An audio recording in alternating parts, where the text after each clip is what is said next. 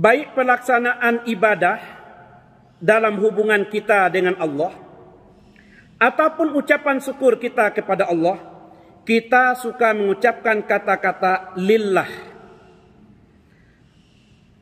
Sengaja aku solat zuhur 4 rakaat lillahi ta'ala. Apa rahasia kata-kata lam pada kata-kata lillah ini tadi? Ada kata-kata li.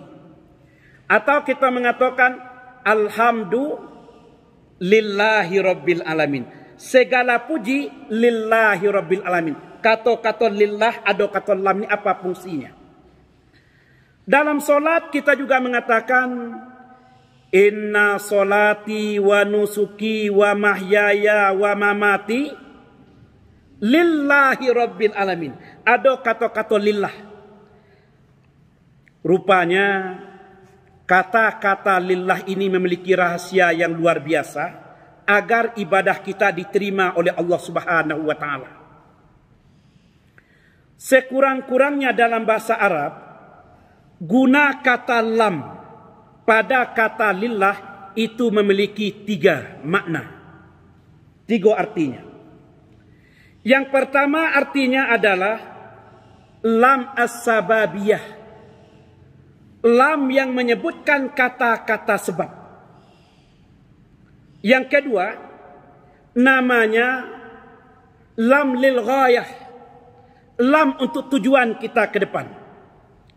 Yang ketiga, namanya lam lit tamlik. Lam yang kita serahkan kepemilikannya kepada Allah Subhanahu wa taala. Sengaja saya jelaskan hal ini agar kita melaksanakan ibadah itu betul-betul ikhlas kepada Allah. Sering orang tanya, Ustaz, kunci ibadah itu kan ikhlas. Kata saya, ya.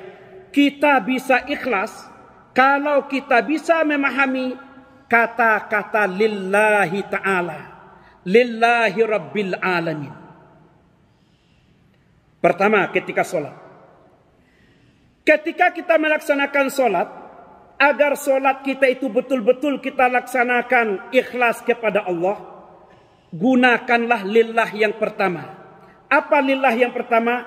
Lam yang pertama maknanya lam sababiyah.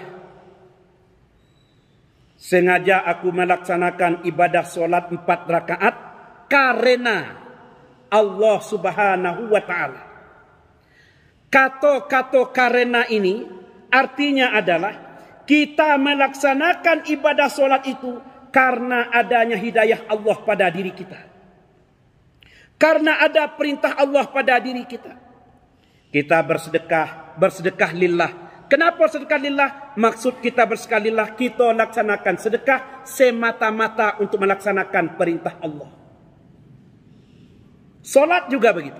Kalau solat kita yang pertama agar hilang sifat sombong dalam diri kita, hilang sifat ujub, jawabannya kunci rahasia pertama ada kata-kata lillah. Karena Allah. Saya sering tanyakan kepada jamaah, kalau kita mendengar azan, waktu muazzin berkata Allahu Akbar, Allahu Akbar, apa jawaban kita? Allahu Akbar, Allahu Akbar. Waktu muazzin mengatakan asyhadu an la ilaha illallah, jawab kita asyhadu an la ilaha illallah.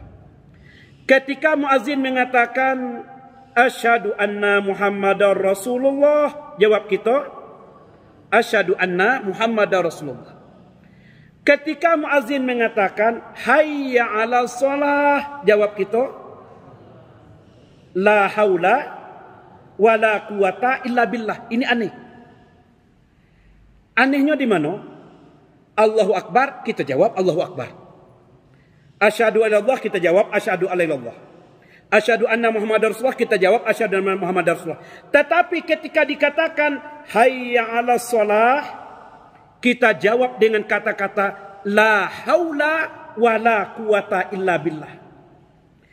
Tiada daya, tiada upaya pada diriku ya Allah, kecuali daya dan upaya dari Engkau.